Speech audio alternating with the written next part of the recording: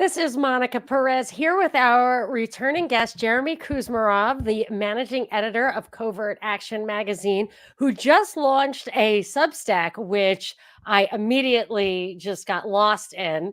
And I want to talk about some of these articles, but say hello to Jeremy. Jeremy, hello. How have you been? Very good. It's great to be back with you. I noticed that you've been on a lot of shows. I haven't listened to your tinfoil hat episode, but I've heard great things about it. You dug into what the CIA origins of Clinton? Yes, yeah, that was the topic of my book. Yeah, I discussed that. Yeah, how he was recruited into the CIA when he was a student at Oxford, and his connection with Strobe Talbot uh, back in the '60s, and that set the groundwork. When he was the governor of Arkansas in the '80s, he oversaw a major CIA operation in the Iran-Contra affair. Well, we talked about that as soon as your book came out. It's called Warmonger, and what's the subtitle of the book? Warmonger. Um, how Clinton it's here. How I It's forgot. long. Yeah, how Clinton's malign foreign policy launched the U.S. trajectory from Bush 2 to Biden. Yes, that's big. So you can just look up Jeremy Kuzmarov, Warmonger, and it pops right up there on Amazon. It was a great book. I loved it. It's just one of those books that I have so many annotations in. Like I have scared authors before, like I come upon it, and most of the time, if it's like that, I did not like the book. But with you, I love the book, and I just had all these annotations of things I wanted to talk to you about. Although maybe at the end of this episode, as a bonus, I had a request that you talk a little bit about the Monica Lewinsky scandal, its origins and purposes, and maybe conspiracy theories, whatever. Let's hold that if we've got time at the very end. But two things I wanted to talk, or maybe even three. Holy cow! Oh yes, right before this was starting, I saw your latest Substack article about basically MK COVID, like the COVID version of MK Ultra. But the initial story I want to talk to you about is Averell Harriman, which he does have. I mean, it dovetails with some of this Clinton stuff. I don't know if people even know who he was. People have heard of Brown Brothers Harriman, which I think was founded by his father. I knew it because we lived in New York and he had been governor of New York and probably did it himself, or somebody named the state park after him, a beautiful state park. And my father used to love to ride his motorcycles through it, but it would just irritate him no end that Harriman, who he thought was such a crook and a criminal and just a bad person, had this beautiful park paid for with taxpayer dollars named after him. So I'm ready to hate Averell Harriman, but I didn't know he was tied to Biden. So why don't you tell us about that? Okay. Well, yeah, and I'm sure your father may have had some insights about some of his crooked dealings that would be interesting. I mean, well, first, yeah, he was the son of a prominent Gilded Age robber baron, and then he founded this Wall Street. It's like a legendary Wall Street firm that the Bush family was associated with. And a lot of their top clients, some of their top clients in the 20s and 30s were tied with the Nazi Party and were financiers of the Nazi Party. And there have been investigations as to whether they violated the Trading with the Enemy Act because they sustained those relationships even after the United States went to war with Nazi Germany. And then, Harriman became a Cold War hawk. And some of the reason may have been to turn attention away from these State Department investigations, to start accusing people in the State Department of being communist agents, to turn attention away from the fact that the real traitors were him and some of his cronies who sold out in United States interests and traded with the Nazis. A But couple of things. Go ahead. You want to finish? well, no, I was just going to say the connection with Biden is that he was Joe Biden's mentor in the Senate. Biden wrote about this in his memoir, Promises to Keep. That's where I noticed it because I read the memoir. And he said, that Harriman took him under his wing when he was first elected to the U.S. Senate in the early 70s. And at that point, because he had a career in the Foreign Service, he had a long career, Harriman, and he was a Cold War hawk. He was an administrator for the Marshall Plan. He served in he was a staunch supporter of NATO at its formation.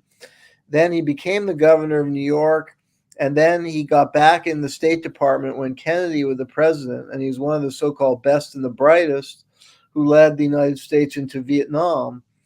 And he served an important position in the State Department, and he was like a spokesman during the height of the bombing under the Lyndon Johnson administration, and he supported the Johnson administration's policy, military escalation in Vietnam, though later he tried to frame it that he was against the policy and that he was some kind of peacenik. Right. But then when he got out of the State Department, he used his family fortune.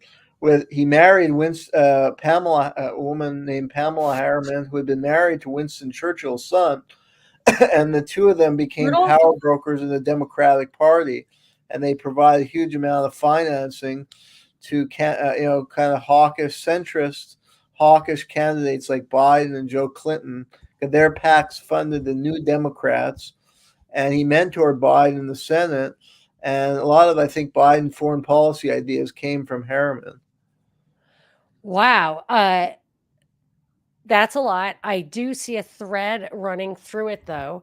First of all, it seems to me what you said about what he did in World War II didn't totally surprise me, because it was a reflection of a lot of the stuff I'm reading about in this book, Prolonging the Agony. I don't know if you're familiar with this book by Jim McGregor and Jerry Doherty. Have you heard of this? No, I'm Prolonging going to notice that. Oh my gosh, the first one. The first one is called Hidden History: The Secret Origins of World War I by the same authors, Jim. Oh, yes, I know the author. Yeah, this guy's really good. Yeah. Yes, and this is the sequel to that. Okay. Oh, I got to read that. Yeah. I actually read the World War I book because I teach courses where we cover that. Yes. And yeah. He blamed British Empire for starting World War I. Yeah, definitely. And this one is still about World War I, but it's about how it was so hard for them, I'm sure you know, to get World War I started. The Kaiser didn't want to do it. And then, but to keep it going, they had to continue to send food and material into Germany. Germany would not have continued fighting the war. They didn't have the money. They didn't have the supplies. So American and British, it's replete with sources, including Herbert Hoover, I guess, was a big source of keeping Germany going.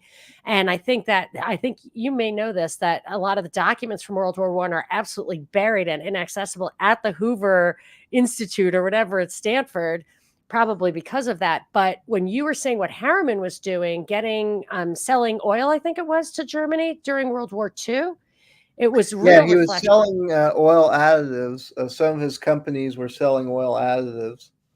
So that, and then talking about the Cold War, I felt like, having read this about World War I, read that about World War II, and then his, and just knowing what I know about the Cold War, that the whole thing was, there were many reasons to do it, but keeping defense spending going and protecting oil property outside the four corners of the empire, and also exploiting some of the Asian and Latin American countries, making sure that their resources and strategic land, whatever, was totally under control, seems like a theme that runs through his background and a lot of other people I've been digging into lately. Yeah, that's very interesting. And yeah, these are the kind of power players behind the scenes. And these financial interests often result in these major global catastrophes.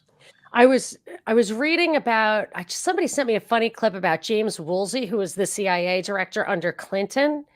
I don't know if you know anything about that guy, but his resume reads like Clinton's. Like, it sounds very CIA, very like Stanford undergrad, Yale Law School, Rhodes Scholar, Oxford, all of that. And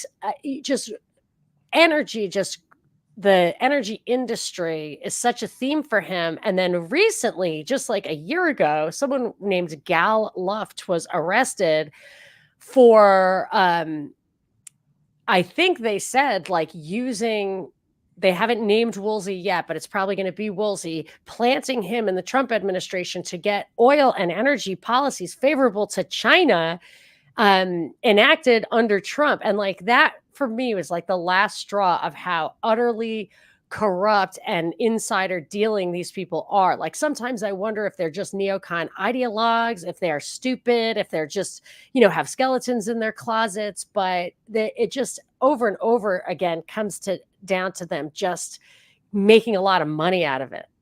Yeah, I don't think they're I think they're very smart and they're cunning and they know how to use the government to advance their own private interests and private agendas. And Harriman, I think, was skilled at that. He basically was able to infiltrate the government. And I mean, he had a lot of investment. That was one reason for the Cold War. He was one of the key figures in promoting the Cold War, along with figures like Dean Acheson and George F. Kennan within the Truman administration. And I mean, some of it was that he had a lot of investments in mining and other industries in Eastern Europe and in the Soviet Union, and the Soviet nationalization policy threatened his interests. He even had some lawsuits because I think I forget which countries. It may have been I can't remember. It was some Eastern European countries where he had lawsuit because under nationalization policy, his company were taken over, and there were disputes about the amount of money he was entitled to in a settlement. But that policy threatened his interests, and that was one reason he was pushing a hard line in the Cold War for many years. So yeah, and then sometimes they're double dealing that occur with some of these people, as you're pointing out. And it doesn't matter if they're Democrats or Republicans. Yeah, well, he positioned himself as a Democrat, but they said when he was the governor of New York, his biographer at least said that his policy more resembled Herbert Hoover, who conservative Republican. I think he would be today, he would be a moderate Republican or a conservative Democrat. I think today he would fit in more, with the Democratic Party, particularly like the Biden, Clinton type Democrats, and that's why his PACs were funding them. And the hawkish Democrat, I mean, he was very imperialistic, pro-American century. And I mean, he supported the Korean War. When he was in government, he supported the Vietnam War, although he decried later some of his excesses. And I don't know if he would have supported things like Iraq, but he would definitely support a large overseas U.S. military presence. I mean, I think his view would correlate with the Council on Foreign Relations, and he supports certainly CIA, very closely tied with the CIA and covert manipulation of governments to serve certain economic agendas. And, he funded the Harriman Institute at Columbia University, which is a leading center for the study of Russia and the United States. And they promote very anti-Russia, kind of Russophobic analysis. And they've been very gung-ho, in supporting Ukraine and the new Cold War, and trying to undermine Putin because he's, a strong, more nationalistic leader. They want to promote like pro-Western kind of leader, like a Boris Yeltsin type in Russia. So they would open it up to foreign corporation and their own economic interest. Firm like Brown Brother Harriman, which is still around. So. Yeah, and it says that he was on the scene in Tehran around the time of the Mossadegh coup. Yes, he was a key figure in that. He was actually like lecturing. He went there to like lecture Mossadegh. How dare you nationalize your oil? That's our oil, basically. And he had these characters. He had a pure colonial worldview, and he kind of, today we would probably consider it to be racist stereotype of Mossadegh, and a certain Arab features he attributed to him in a very kind of pejorative way. So he had a pretty blatantly colonialist attitude.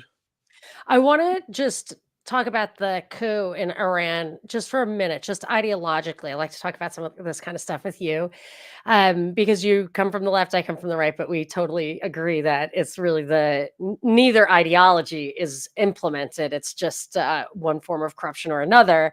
But the coup was in Iran in 1953, I guess it said in the article. And if I recall correctly, Mossadegh was a democratically elected president of of Iran, and it was secular. It was just like the way Afghanistan was secular, and then in order to take it over, they put in a completely different non-democratic government. In this case, they installed the Shah of Iran, and I know there was some history there. I can't remember it, but it doesn't matter.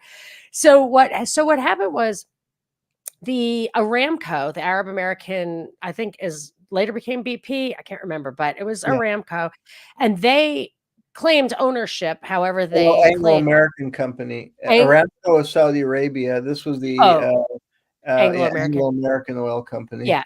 I think okay, so I thought it did end up being BP, but they got It the did, US yeah. to Now it's BP, exactly. so they got the US to do this coup, but the fundamental was they said they owned this oil company said they owned the oil under Iran. And it was, I recall that it was adjudicated in international court and they lost. They lost. They could not assert their ownership was not did not their assertion of ownership did not satisfy the court, and it was considered Iran's oil. And I think, as I recall reading it, I agreed with that. So as a pure private property rights person, and I like the way it worked in the U.S. I lived in Texas. You live in Oklahoma. I'm sure you know that people there, basically the farmers or whomever who lived on the land, they own the natural resources all the way down basically to the center of the earth. Like that's how this private property used to work, to the heavens and whatever. And I like that. It was because a lot of those people, maybe many were cheated out of or tricked out of or whatever, but many of the people I knew had a history of being farmers and hayseeds basically, and they had a lot of money because these leases would roll their natural resources in.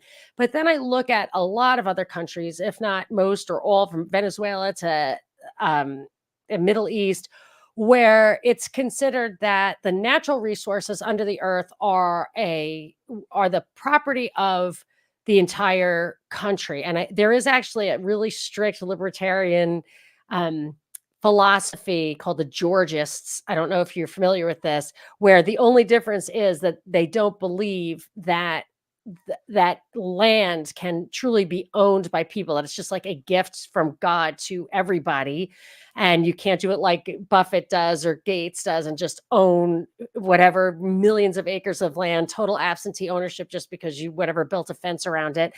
And I always think that the essence of ideological differences is the how you think private property is originally owned and acquired, especially real property. So I even think, and that communists will say, like, you can own the clothes on your back, but nobody can own whatever, something more universal.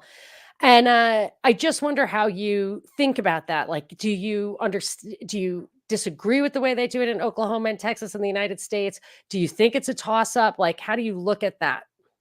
Hmm. The Well, ownership I of don't know. I natural haven't. resources. I mean, I think these are interesting debates. I mean, I don't know what the best approach is.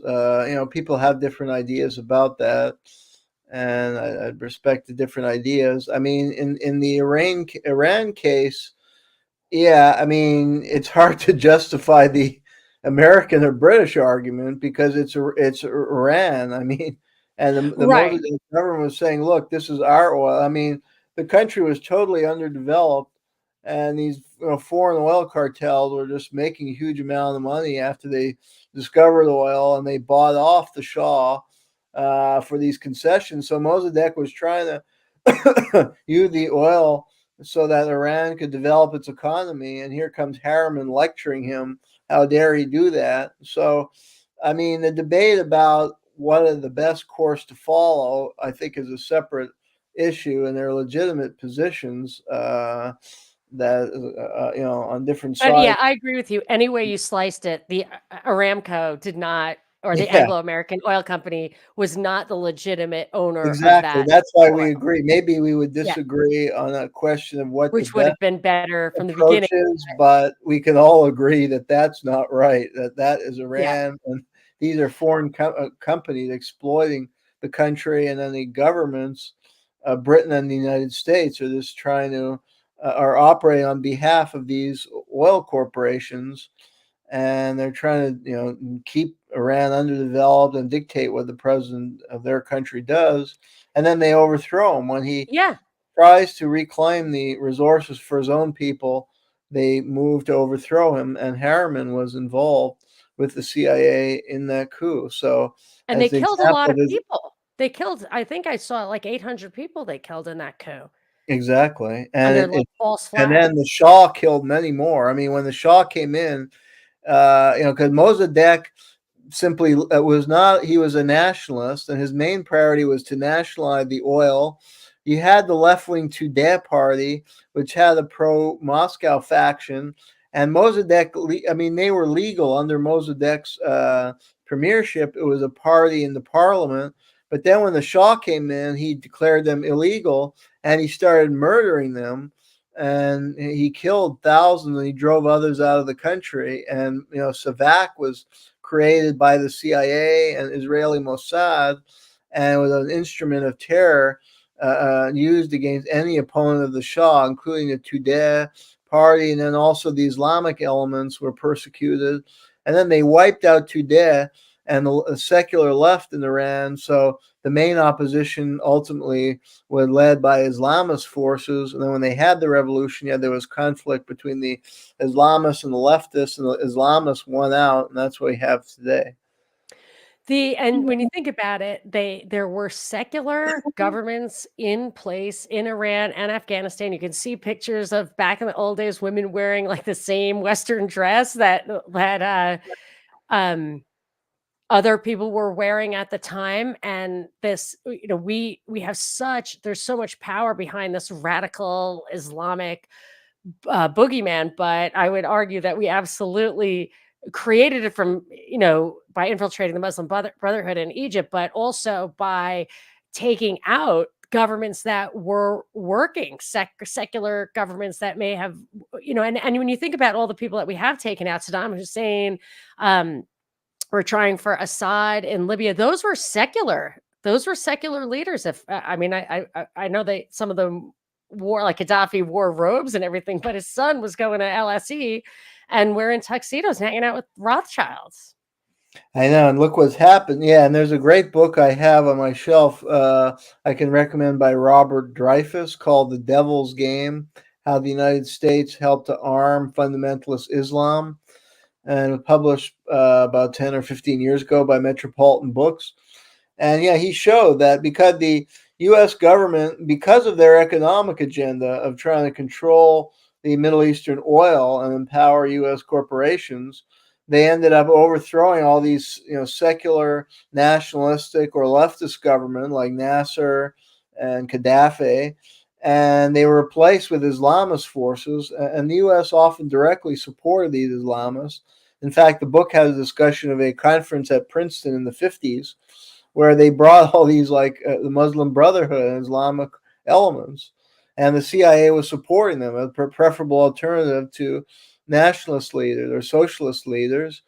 And the U.S. empowered these Islamists, and look, the Middle East turned into a cauldron. And yeah, in Yeah, Libya, we've seen this. I mean, they empowered the Islam. Gaddafi ran a successful, secular state that was using oil revenues to improve the quality of life, and had the strongest economy in Africa, provided free education and healthcare to Libyans. And then with his overthrow, the state has disintegrated, and Islamic fanatics have been empowered, and the country is a failed state. I always think of the like first tier of the military industrial complex being big finance, big energy, and big defense. And then underneath that, maybe pharma, and tech. But the big three, and I think about this whole setup over there, it fosters all of them because first of all, it gives you a reason to be over there, like saying it's radical Islamists and they blow up our buildings and they're terrorists. You get to go over there. You get to police the oil or the poppy fields, depending on what you're into. So you have an excuse to be there. And then you also, I mean, the defense spending just racks up the debt, that's for sure. And uh, so you have the energy, you have defense spending, and you have the finance. It just plays right into that. And that's why I even to this day think that Iran is half controlled opposition and that's why they take some of these guys out who aren't, because to have Israel versus Iran, I just think of that huge umbrella of all the countries that, and Afghanistan, that all the countries that could be involved in that conflict if you set the set the boundaries that far apart. But it seems all very intentional to me. Yeah, go Yeah. ahead. There's one more thing I wanted to say about this guy. Well, yeah, and Syria is another case. I mean, they're often empowering these jihadists like Syria against the secular Assad. And yeah, as you say, yeah, maybe that's the goal, is just to create chaos in the country, and that could destabilize it. So it can't be a strong, independent nation that has control over its resources. And that gives more pretext for yet more military intervention when you have Yeah. these civil wars and So destabilized countries. another article that you wrote, which does fold in a little bit to some of the things I've been reading anyway, and also a couple of paragraphs that was in the Harriman article, is Venezuela and how, our own attempts to, I mean, I personally think they killed Chavez. I think they can give people cancer. I think they did try that coup so blatant with whatever Guaido, I think his name was, Mhm. recently. And also Bolivia, what's been happening in Bolivia from the original coup, which I think was about the lithium. And even now that continues to make headlines as they try again. Can you give us a little bit about, I think we've talked a little bit about Venezuela, but like your article today, just kind of highlighting what's going on there, and if there is anything about Harriman that's noteworthy. Okay. Well, I think Harriman was behind historical policies to interfere in Venezuelan politics and throughout Latin America to install friendly American governments. And in the case of Venezuela, the Rockefeller family had long interest in Venezuela, and its own Creole Petroleum was one of the major oil companies. I mean, Venezuela is a major oil producer outside the Middle East. It ranks among the biggest oil And producers OPEC. in the world. Yeah, so the U.S. has had huge interest in trying to guide their politics, and the Rockefeller interests have been there. And Harriman was connected with. In fact, he was very, very close with Nelson Rockefeller, who preceded him or succeeded him as governor of New York. So, and the Rockefeller family is very supportive of the CIA and intertwined with the CIA and its operations. So they're all working together.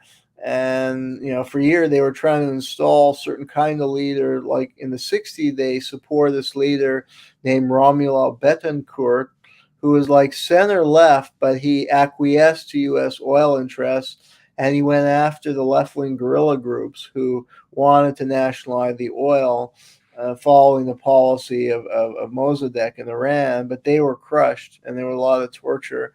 But Betancourt was supported under Kennedy's Alliance for Progress, with some kind of, and he was promoted by the Kennedy administration as kind of enlightened liberal leader. But really, he supported the Rockefeller. Like, he did introduce some reforms in the country, and some welfare program, and some improved standard for workers, but he basically gave all the concession and allowed the Rockefeller interest to own Venezuela and dominate Venezuela's oil industry. So that's why he was their perfect leader, and he crushed the left, and he used torture. There were a lot of human rights abuses, and Kennedy supported public. They funded him in part, his repressive apparatus, through police training program, the USAID Office of Public Safety.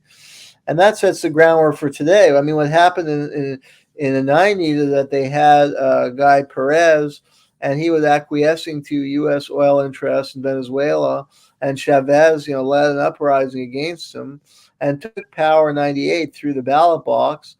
And the U.S. government tried to overthrow Chavez, or possibly kill them, as you suggest.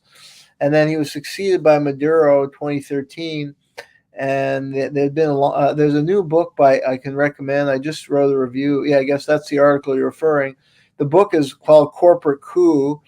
Venezuela and the End of U.S. Empire, and it's written by Anya Parampil, who writes for the Gray Zone Project and worked for RT News.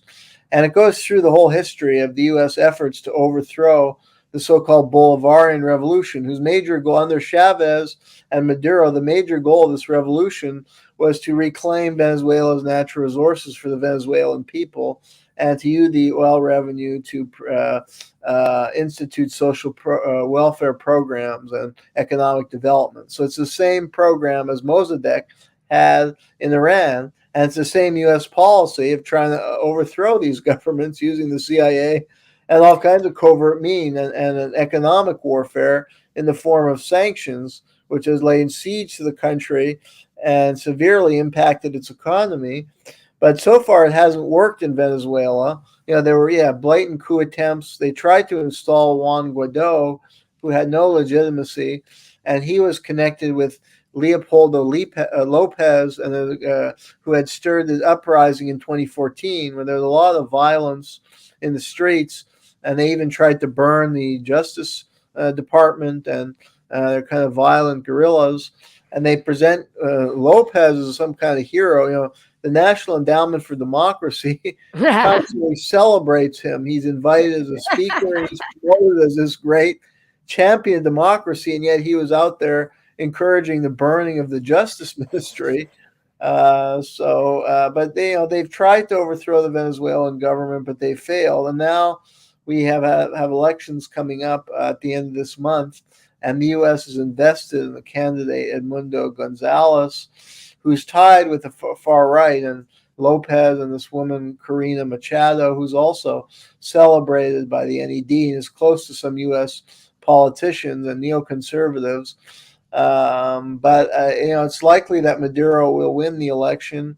And the U.S. has claimed the Venezuelan elections were fraudulent, but the Jimmy Carter said, I don't know exactly what goes on there. I'm not a Venezuelan expert, but I did read a report from the Jimmy Carter Center that said that Venezuelan elections were among the best and fairest in the world. So, wow, maybe I'll replay this clip. I was talking about the James Woolsey clip. He was on the Laura Ingraham show a few years ago, and she asked him about because he was the head of the CIA, if the United States interferes in the elections of foreign countries. And he gave all these like ancient examples, but admitted it. And then she said, well, do you still do it? And he said, he like giggled, made it very clear they still do it. And his answer, maybe I'll play, it's like 30 seconds. We can, as we are exiting later, he says, well, we only do it in the interest of democracy. And it's just so obvious. It's a bit of an oxymoron, eh? Yes. And I feel like there's just becoming more and more blatant about that from, I think there was some, where was it? There were just some legislative actions that, was it in Taiwan? I think it was in Taiwan recently. There's like some emerging kind of not anti-China legislative party. And Blinken basically said something to the effect of, we might have to interfere if you guys pass these laws because they're undemocratic, something like that. And they're just saying that more and more, just redefining democracy. Yeah. And imagine, if Russia interferes in the United States, we don't view that as advancing democracy. We're all alarmed that it's so. Oh yeah, I know. Which like he has time and money for that. And like it would make a difference. He's like really on the edge of his seat, hoping it's Trump or Biden. Yeah, I don't think that's true. Better. But the way they framed it, they're out to alarm the public about a foreign powers out to subvert our democracy, and that the United States is doing what they claim Russia is doing, and they're openly saying we're doing that to further democracy. It's right out of George Orwell. I have two things for you. Did you ever hear this? It was a big thing about a seat in Alabama or Arkansas. The guy's name is like Doug Jones, I think, where Reid Hoffman of LinkedIn and Renee DiResta and some other people who were writing a report on Russian interference in U.S. elections for Congress were actually, they were unleashing thousands of what they what they themselves said were Russian bots, but they weren't. They were their own bots, and it did actually sway the election away from some kind of more radical right guy. I don't know if you heard it. It was a huge, I Mm. mean, it was a huge scandal. It didn't get a lot of press, but it was clear that it was US actors who were actually launching what was Impersonating Russians. called as Russian That's bots. So there were no Russian bots, only US. yeah, It was really terrible. But that's I had this, interesting. I wanted to make one point about some of the things that happened in South America. I've read a few books and actually talked to Guido Preparata, who wrote a book called Conjuring Hitler. I'm sure I mentioned it to you before, but this guy is a genius. He taught at like the Vatican University, whatever, but he's lost job after job, like you, because he just tells the truth. And he's just one of those like extreme intellectuals where it's almost a little bit hard to follow um, his writing because it's so like he uses big words. I got to stop and like look them up. And because they're so correct, like they're the right words, and he definitely shouldn't like use a whole sentence when one word will do just because I have to stop and look it up. But it's like one of those things. It's almost, it's a very Yeah, academic. there's some people on like a higher intellectual Yeah, point. I know he's what you just mean. yeah, up there, and but he's on our side, which is amazing. And one of the books I read of his was included in it. I think it was something called like the American Empire or something, real short book. And in it, he explained that these like left movements, these center left movements are CIA backed, like globalist corporation, capitalist backed. And you would think like my father was a real libertarian and he just didn't understand like how businessmen could be Democrats. And I'm like, well, they're looking for more control by government because I think they're trying to control the government.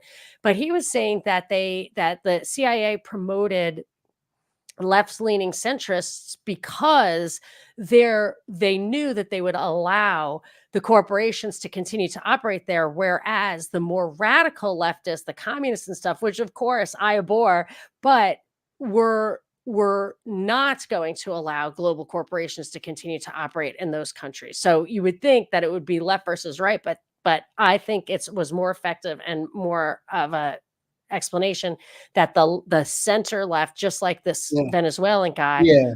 That's why the Kennedy, and you could argue that Kennedy was kind of a smart imperialist because, yeah, he felt that certain social welfare program would kind of uplift the poorest of the poor, and that would stabilize the capitalist economic order. But Betancourt wouldn't challenge the primacy of like the foreign corporation of the Rockefeller that owned the major industry, but he would stabilize the system so that benefited their interest the most.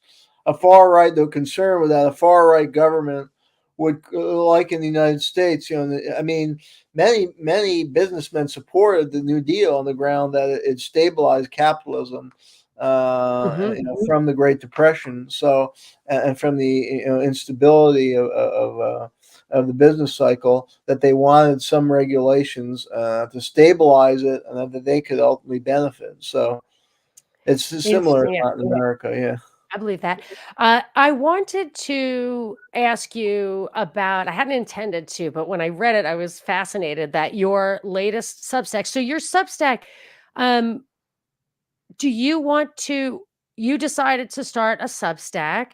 Are you trying to support yourself? Are you trying to put stuff on there that's just, I think, too hot, too hot for mainstream news? I think you have it.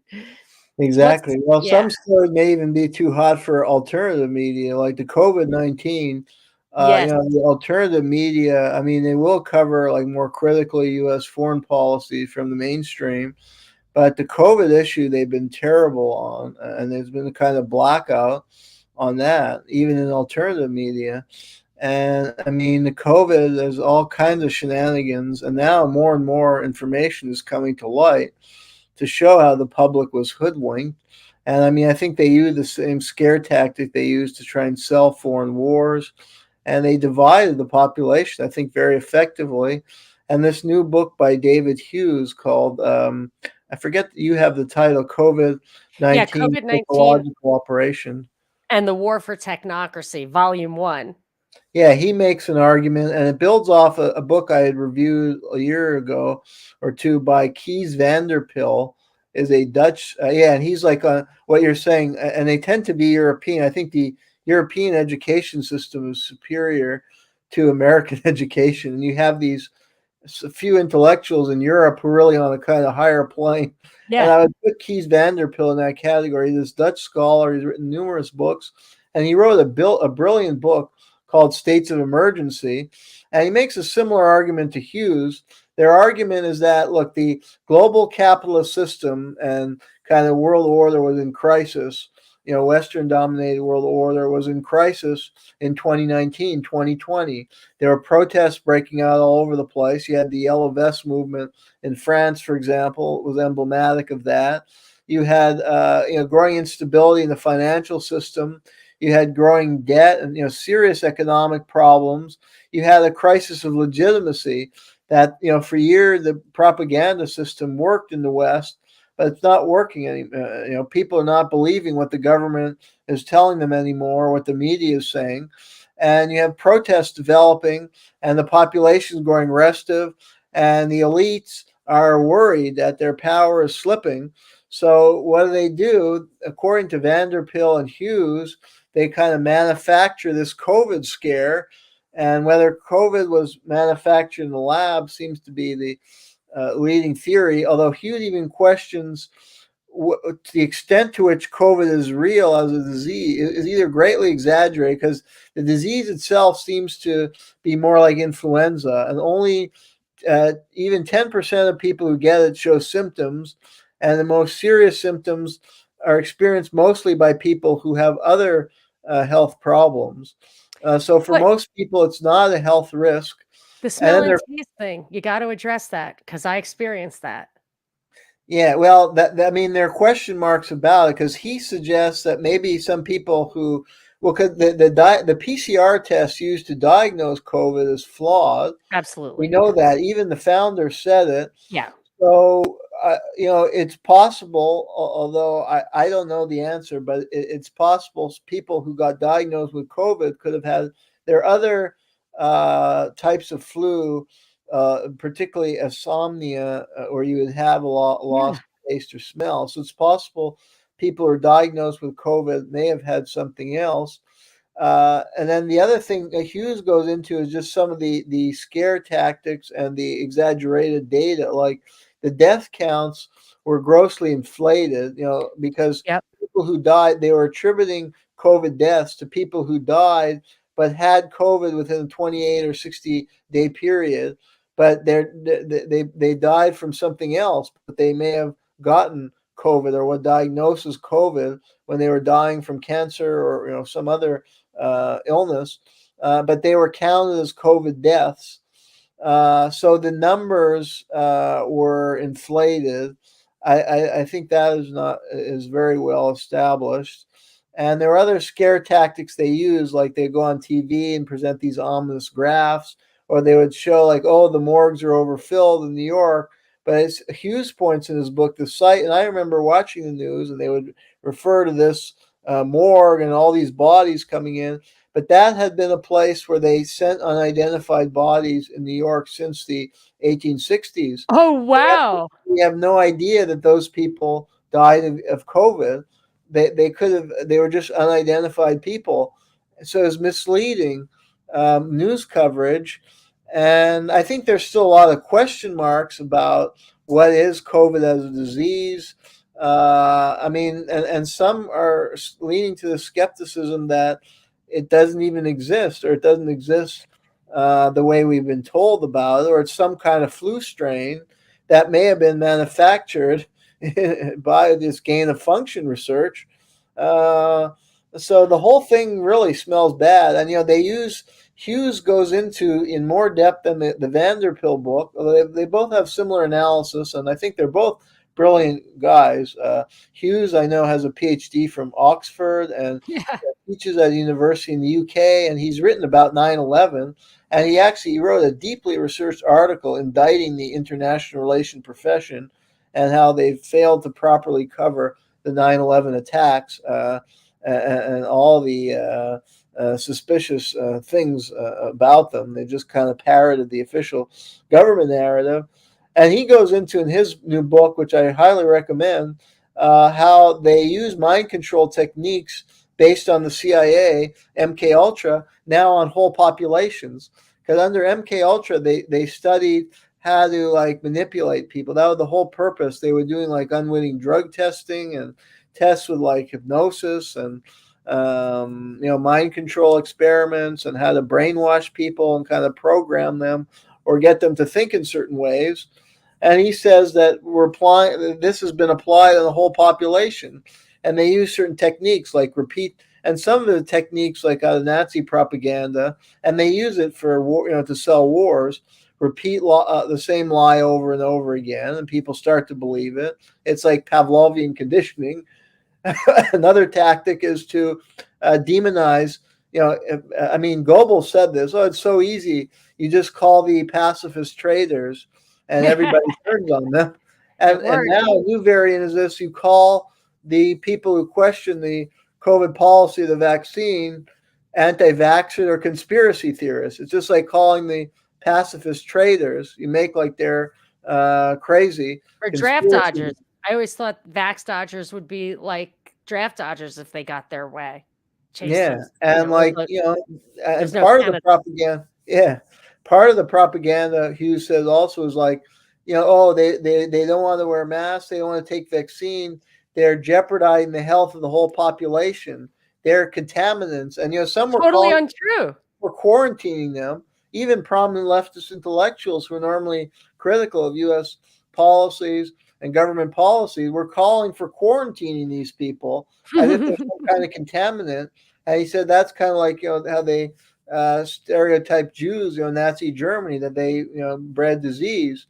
And in fact, we know that the mask wearing doesn't actually prevent illnesses, whether and the vaccine either. Like both now the data's coming out. Yeah, that's how you know it's mind control, because it's not true, and most people believe it. But they people believe it, and they get them to turn on their neighbors and or friends or family, and it's psychological manipulation, and it's also a way to divert any kind of social movements and to just to like divide and conquer the population is basically what Hughes argued, because people were coming together in protest, like with the Yellow Vest in France. You had Occupy Wall Street, you had other protests here, and I guess the fear of the elites that these movement would grow stronger and people would come together, so they have to divide people, get them to turn on each other. Also, I personally think that their economic house of cards was about to reveal that Keynesianism doesn't work. They had this cycle. They gave us the Fed, through which they financed their wars. They did it on the promise that before the Fed, there were all these 10-year cycles. And of course, we still experience 10-year boom bust cycles, which are fostered by the Fed. And the way they do it is they lower rates to create the booms, and then they raise rates as the booms progress, and then when the crash comes, they lower rates again. That's how the cycle works. You can look. It's actually a little hard to get or it took me a little bit to get a chart of interest rates over the last 100 years since the Fed was established, because you can see that clear pattern of Fed policy. So I've seen the chart. It'll be like in different decades, but you can't see the whole chart at once. When you see it at once, you see that in 2019, the rate was still 2%, because they kept kicking the can from the tech bubble burst for 20 years. They were kicking the can, inflating other bubbles, whatever. But ultimately, they just were keeping interest rates really low because it would have created a lot of bankruptcies and whatever. And I kept wondering, 11 years into our latest up cycle, what were they going to do when it started to crash? And I feel like a big part of it was they had to get interest rates up. They had to have a recession. They had to not, and they did not want to take responsibility for it. So the COVID thing to me was a depression. That was like an enforced depression, like a medically induced coma, like a policy induced depression, because think of all the inventory that it blew off. Think of all the jobs that got lost. Think of all the small businesses that went under. I mean, it really, in my opinion, had the intended effect of being a real depression. They didn't have to take responsibility for it. Then they inflated like crazy to get the price level up, which filled in that debt collapse that they'd been trying to kick the can. And now they have their interest rates back where they, then now they can say they can get it probably another 100 years of Keynesianism. And so when people keep waiting for interest rates to go down, maybe a little bit, but they're not going to go back down to that, because that, I think, was one of the factors, if not the most important factor, that the elites would be worried about losing their power, is if that banking system revealed itself as a sham. Great analysis. Yeah. That's my thought. Yeah. Yeah. So this folds right into that, because they were doing it for some power reason. Yeah. There are a lot of reasons they do things like this, but this was the big one. This was the silver bullet. Yeah. It always comes down to economics and preserving their wealth. Yeah. And power. Yeah. Yeah, because that's what it would have happened. Like, if you let it go under, either the tech bubble or the housing bubble, if you let them go under, it would have bankrupted a lot of the moneyed people. And instead, they maintain their assets. And then if you implement this massive amount of inflation, you can see that their wealth doubled during that time, because the holders of assets benefit from inflation. And the wage earner is the sticky wage person, is the one who it pays the price for that. And we're paying the price now. You can see how they distributed those losses to the people, because the price level of necessities is basically double what it was a short time ago. So, and our salaries are not double. So you can see how we are actually paying for that. That's my, but I've been thinking about this for a long time. Yeah, that's great. You should write an article so you can more people can understand this. That's really good analysis. I'll think about it. I'll go back and rewatch it and see if I can put that down on paper. But I wanted to ask you about, okay, so yes, that was fascinating. I'm putting all of these references, the articles that you've written that we've discussed, your Substack, Covert Action magazine, as well as the 2 books, which I actually did buy while we were talking, States of Emergency by Keith Vanderpil and Devil's Game by Robert Dreyfus. Also, your book about Clinton. I already had that one I did not buy, Warmonger by Jeremy Kuzmarov.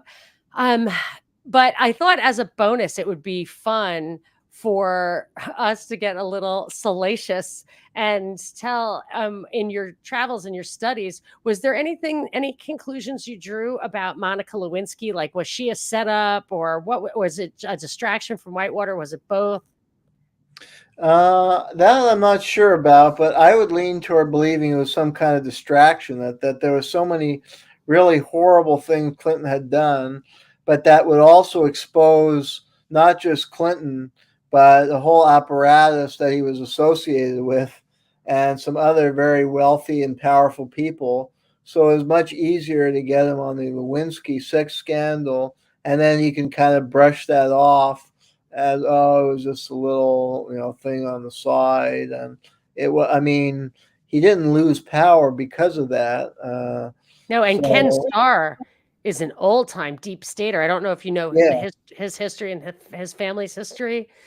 I forget. Do you remember what Ken Starr's backstory? Like his I can't father. remember all the details. I know there was he was part of the deep state. I can't remember off the top of my head the details. This is crazy.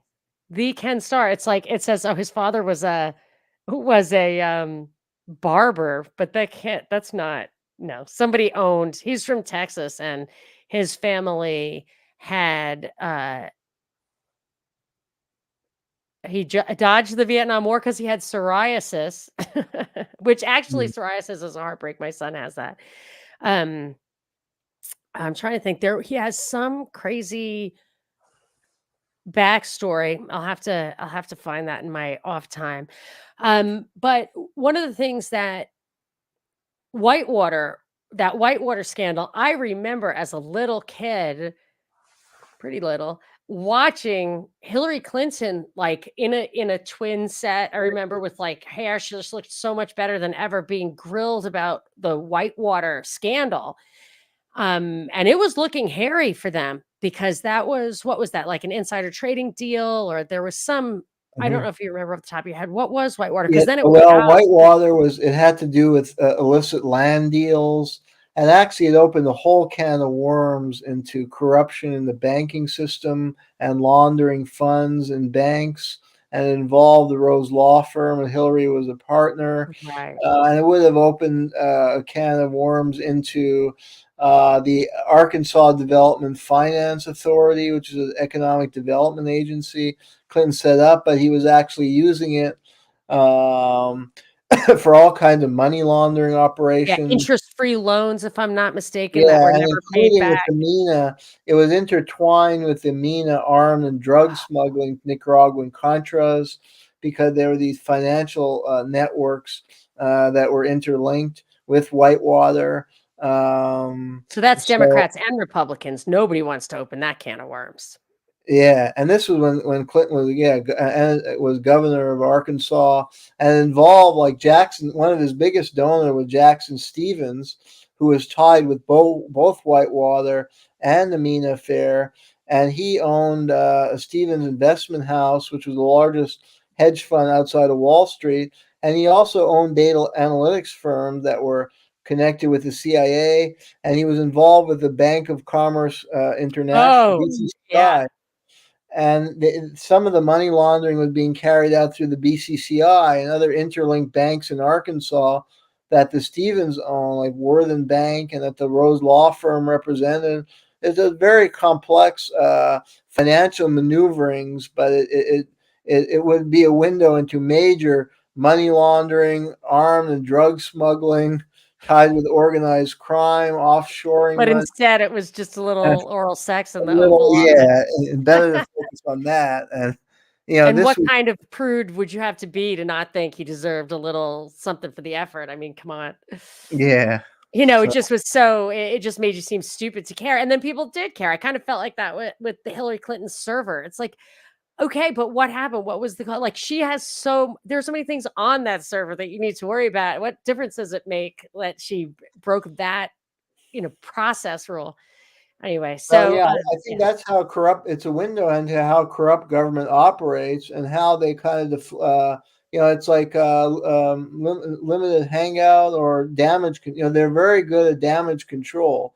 They manufacture kind of frivolous scandals to divert attention and people's passions away from the real deep-seated corruption that would be exposed if you look into the Whitewater, and that there were some journalists like, Wall Street who worked for the Wall Street Journal.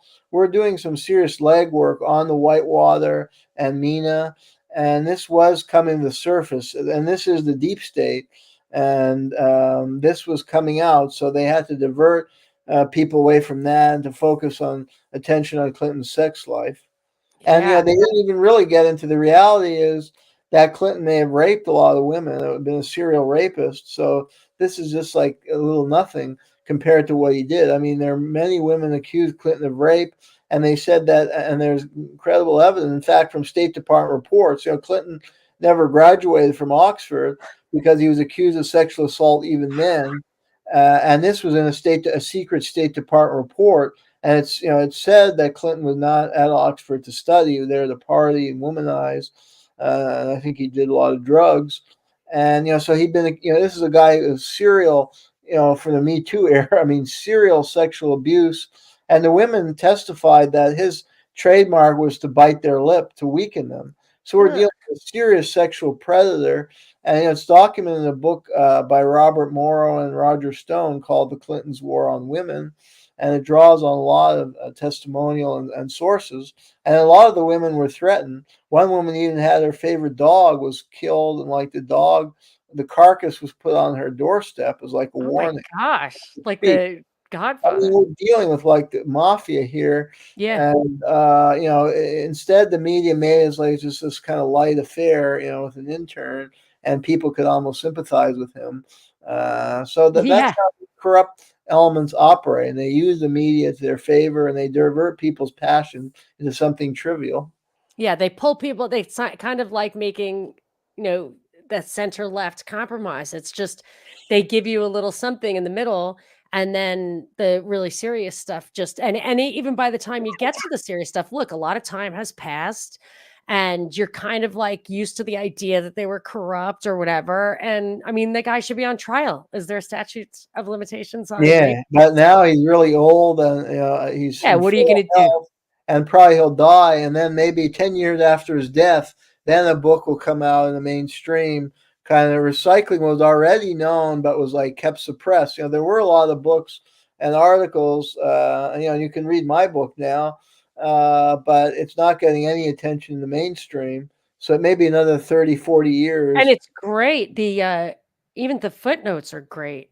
Like, you could Yeah, and write. I draw off a lot Yeah. of research that's already been done by other writers, other researchers, and some of it is published. Some of it is deposited in the archive at the University of Arkansas, Fayetteville. But there is a lot that's been published. It just doesn't never got the attention in the mainstream, or they use the tactic like in the COVID of smearing the sore. Oh, he's a right wing Yeah. extremist, or he's a crazy conspiracy theorist, so we won't pay any attention to what he writes, even though he's done the research or he's an insider Yeah. and knows exactly what he's talking about. In your book, there was nothing speculative, and what I liked about it, I'm not trying to plug your book, but I'm happy to plug your book because it was good. That it's so easy to read, and it's each chapter could be a whole book by somebody who wanted to write like with that lot of detail so that they can prove the points. But I like the way you did it, which is you tell the story in very really page. I mean, I almost never get to the very last page of a book, and especially like if I'm just trying to read it and sometimes have an interview. But I read every single word, and then but I feel like it was so readable. But then, if you wanted to do more, if you wanted to prove every last sentence, you have the references there. So I love that. I'm reading some books don't put all the references. Have you seen that? Like they refer to you to go online. I don't like Yeah, that. that may be some publishers are urging them now to do that. They don't want the book to be too clunky. But I'm like you. I want to see the source. Especially if it's delving into some really corrupt or shady things. I want to be able to follow up on the source to provide a good assessment that this author is right on the mark, or just to double check his sources in doing research. So yeah, I think it's important. I mean, you Uh, could change it. That's another thing. Like you can lack integrity. If you're going to put a reference to something dynamic like that and it doesn't pan out, you could later, take it off 404 or whatever. I mean, it's shady, super shady. yeah.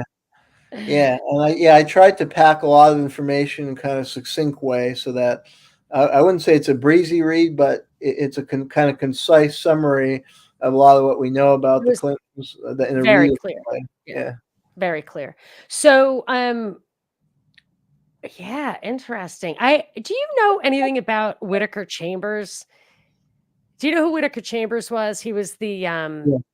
he was a witness against it was his book was called Witness. Boy, was he a great writer. Holy cow. He wrote for Time Magazine. I realize it because he left a book unfinished and his family finished it. And it was like terrible. Like it was not good writing. I was like, oh, he was really a great writer. But he Hmm. was the guy who was testified against Alger Hiss. Is that right? Yes. Yeah. Hmm.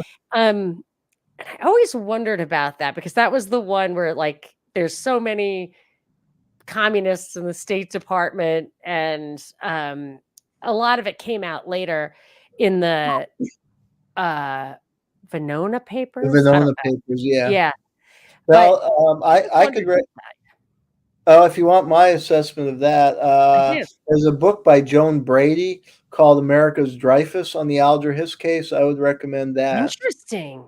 Yeah, and she argued that he was like America's Dreyfus, that Yeah. he was falsely accused, that the evidence from the Venona, yeah, they claim that that implicated him, but if because what the Venona were these documents at the collapse of the Soviet Union, the opening of the Soviet archives, researchers gained access to some of the KGB files, and they had reference to an agent named Alice, or somebody who was correspondent with the KGB whose name was Alice.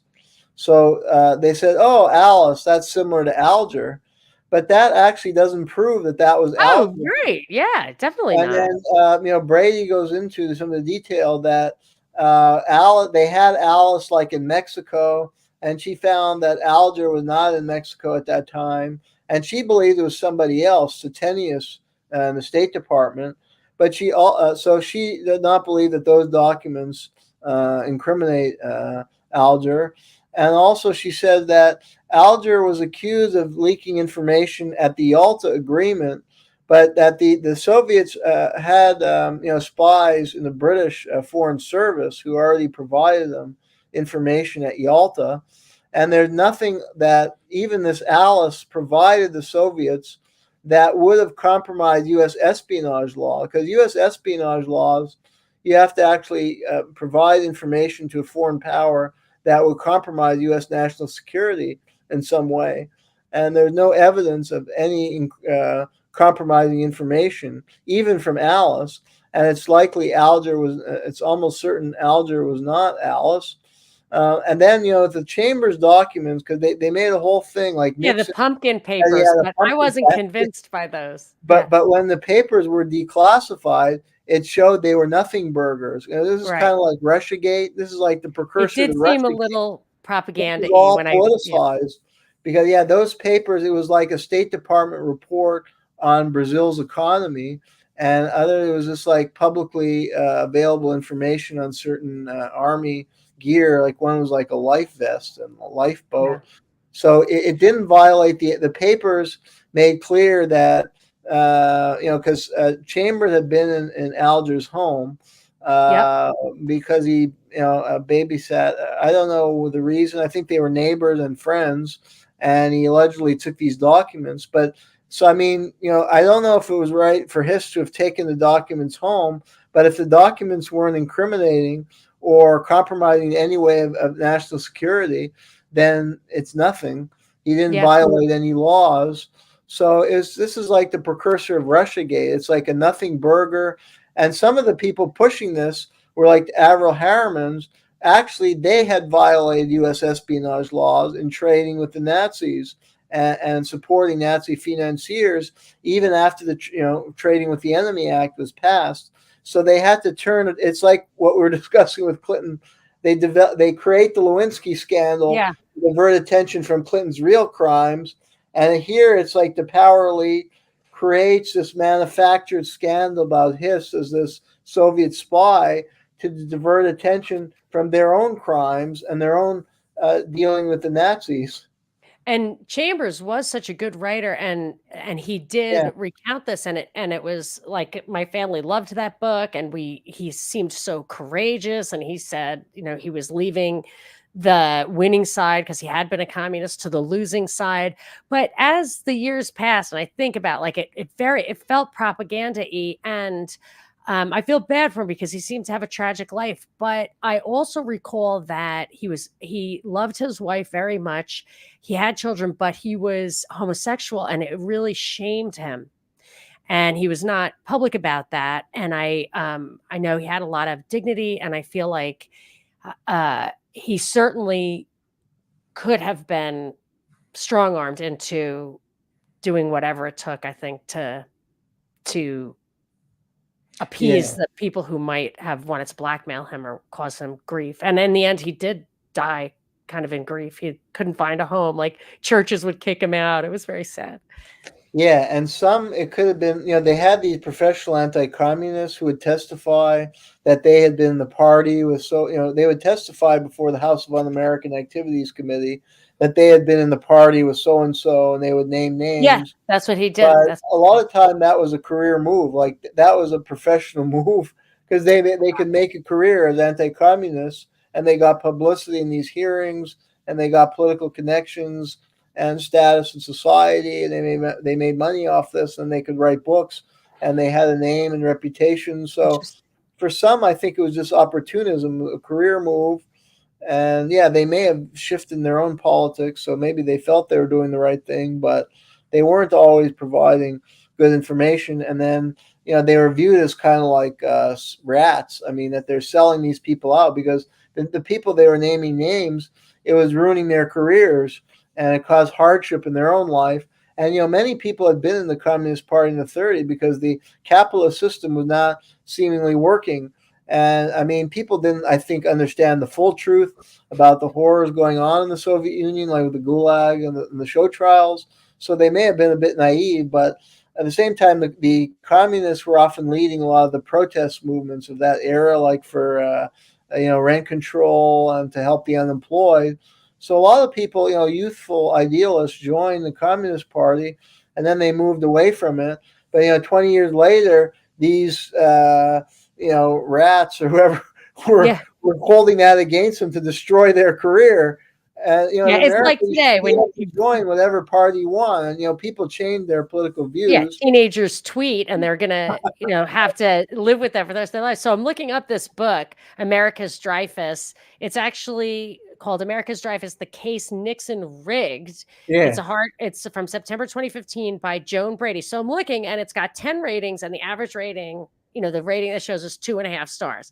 But it's interesting because it's half like 5 stars and half 1 stars. So I'm yeah, looking at the ratings, and it's like, this book claims Alger Hiss was innocent. It's a thesis rejected by almost every scholar. That doesn't mean anything.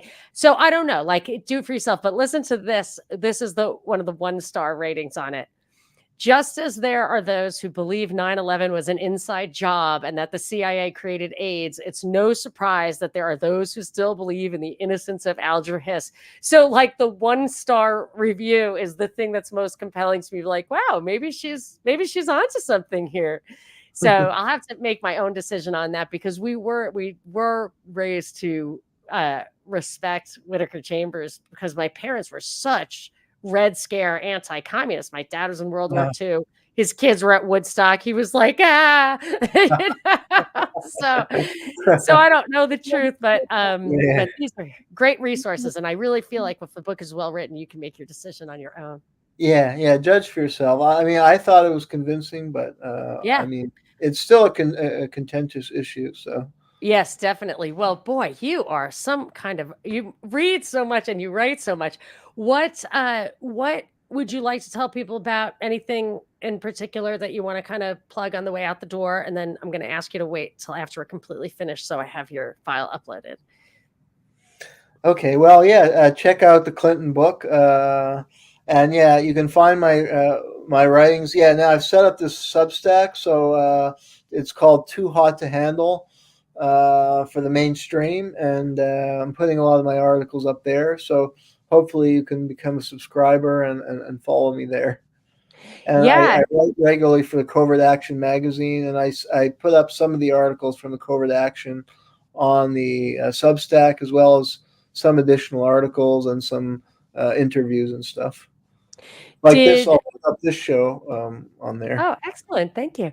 So, does your Substack, do you charge for that? Is it free? I read it free. It's free. I mean, if you're able to donate money, even a small Right. amount, it does help me, because it's not easy to survive these days. True.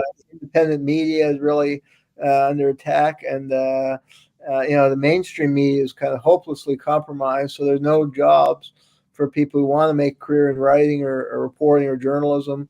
So I would appreciate if you can kick in a few dollars a month or a yearly subscription at a modest rate of $50. That would certainly help me make ends meet. So I would appreciate that. Yes. But if you just want to view it periodically, you can subscribe for free. There's no paywall. Yes.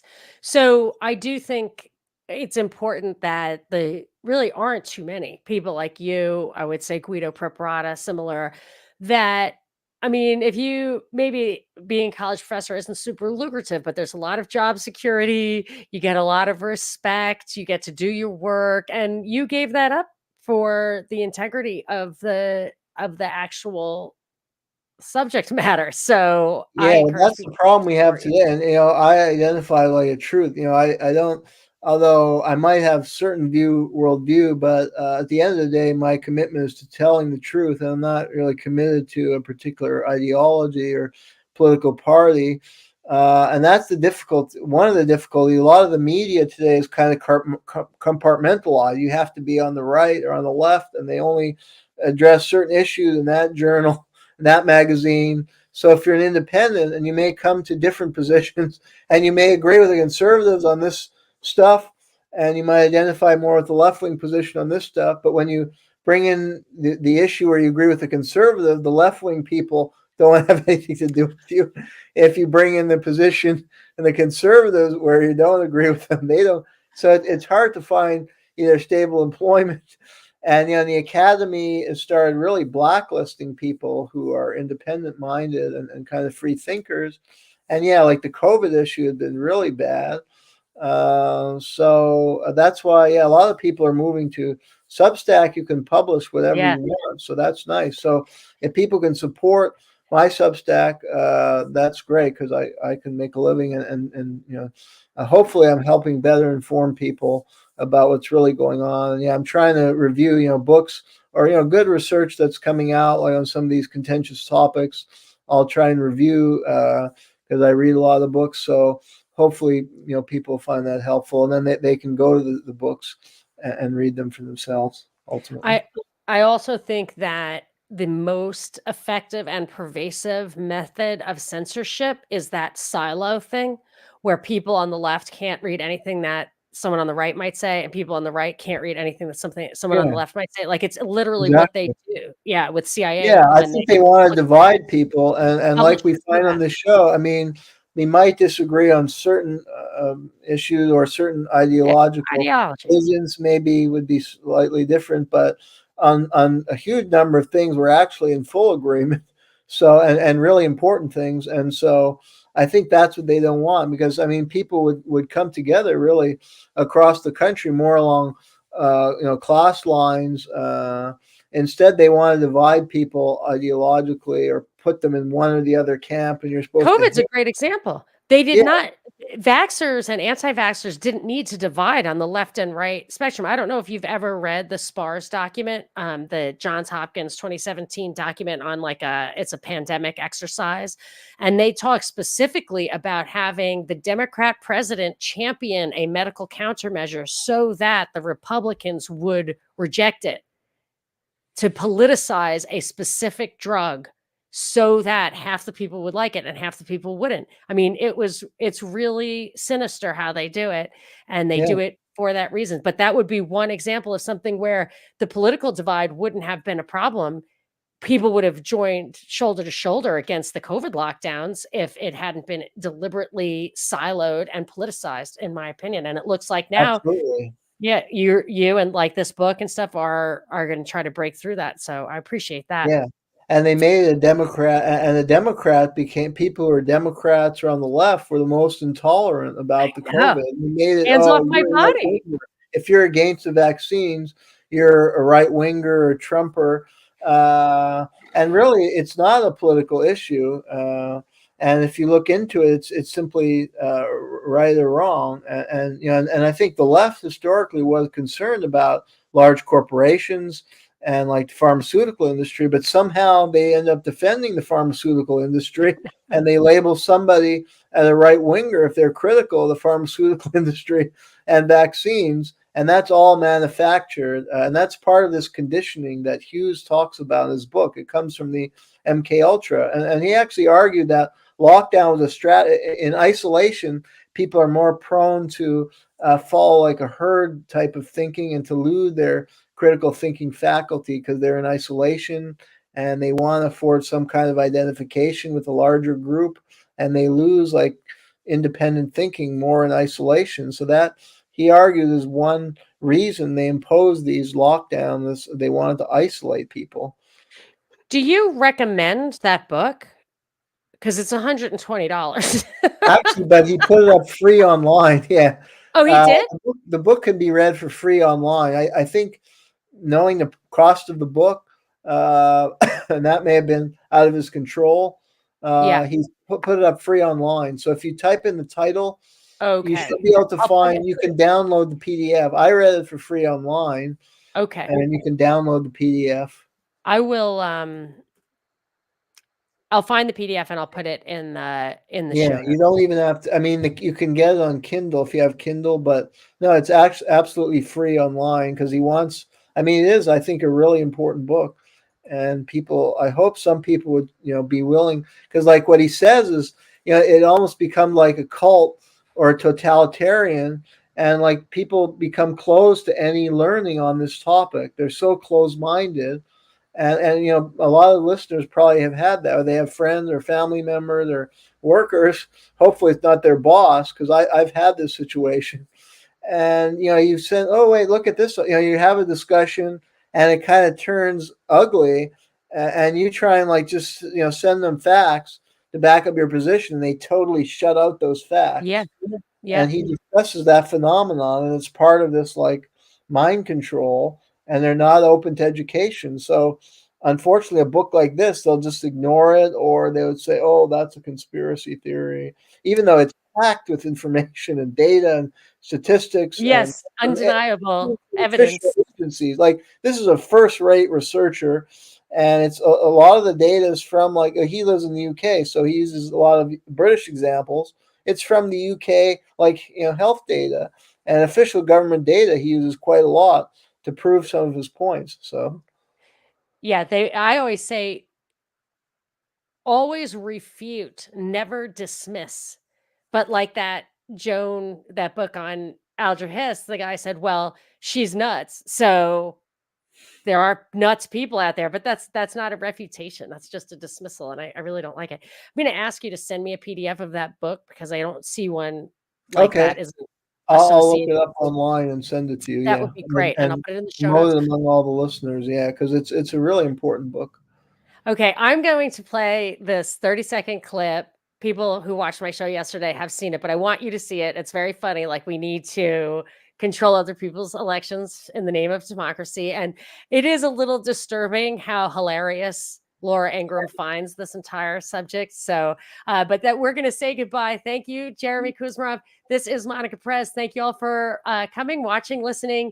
And here's a little treat for you on the way out. Have we ever tried to meddle in other countries' elections?